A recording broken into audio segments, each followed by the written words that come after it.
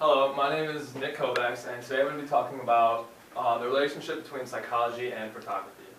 So first I'm going to show you a couple pictures, and they're going to make you feel a certain way, and you'll probably get a pretty distinct feeling from them, and then I'll talk about them. So this is the first picture. Just most people kind of feel happy and joyful about it. And then this picture kind of makes people feel the exact opposite, a little sadder and more depressing. So as you can see, photos can be extremely powerful. Photos affect our thoughts every time we see them. For example, seeing a picture of a late relative that's recently passed away can immediately evoke a strong feeling of sadness. On the other hand, seeing a picture of an early childhood memory can evoke feelings of nostalgia and happiness. So how it all works. In order for us to feel this way, light has to first enter the eye. And once the light enters the eye, it travels from the optic nerve, or the optic nerve takes it from the eye to the limbic system in the brain. The limbic system is usually referred to as the emotional brain, and this is like the hive of where all of our emotions go and come from. Once there, the limbic system releases chemicals called neurotransmitters, which make us feel a certain way. One of the most common neurotransmitters is dopamine, and it has an effect that makes you feel an immense sense of pleasure. And I got this information from Utley. So first impressions matter when seeing a photograph. Seeing a photograph, you immediately jump to conclusions about what the photograph means. For example, seeing a picture of a struggling third world country in the midst of a civil war can immediately make you think different things about the people that live there and what's going on there, when in reality you really have no idea what these people are going through every day. The reason for this is top-down processing and the primacy effect. These are two terms used in psychology to explain how seeing an image for the first time evokes a stimulus that will be repeated when you see similar images. Having a lot in common. So a lot of pictures we see have a lot in common. You log on to Snapchat or Twitter or Instagram and you see pictures over and over. Even if you've never been to New York City, most of us know what the Empire State Building looks like.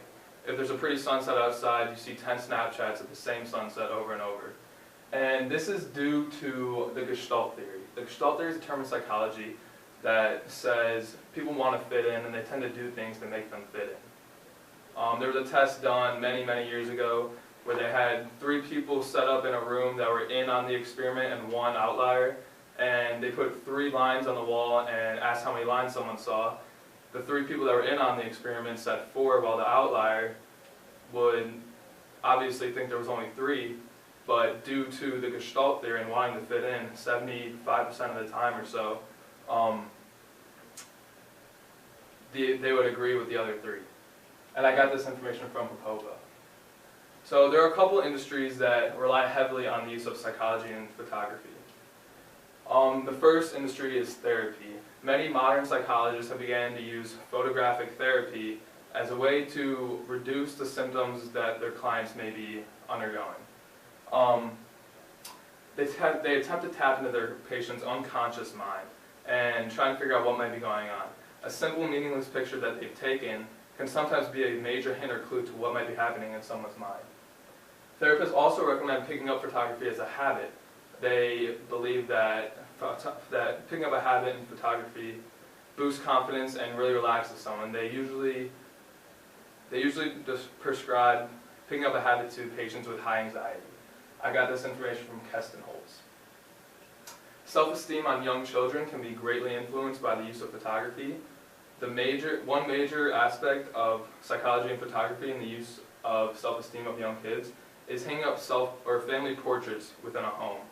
As kids begin to grow older, they begin to wonder where they're from, where they came from, and where they belong. And hanging up self-portraits has showed a positive impact on the self-esteem of children ages 6 to 9.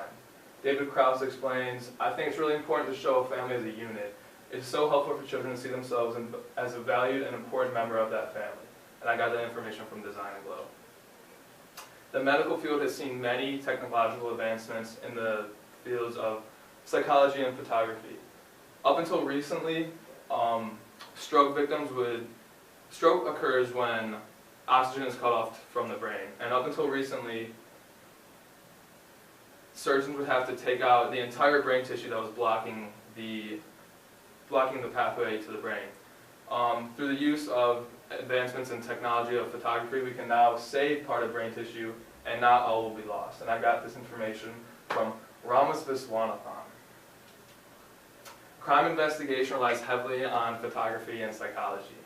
Crime investigators study pictures for countless hours in order to try and depict a story of what might have happened.